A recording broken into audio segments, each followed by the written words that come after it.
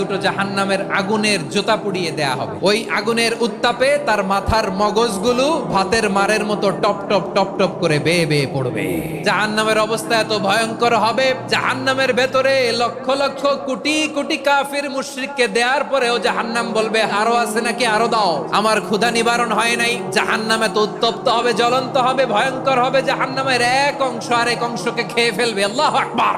ফেরেশতারাও টালমাটাল হয়ে যাবে। জাহান্নামের রক্ষী ফেরেশতারা কি করবে তারা নিজেরাও বুঝতে পারবে না। কোটি কোটি মুশরিক কাফেরদেরকে জাহান্নামে নিক্ষেপ করার পরেও জাহান্নাম ঠান্ডা হবে না, শান্ত হবে না, বলবে হাল মিন মাজিদ, আরো আছে নাকি, আরো দাও।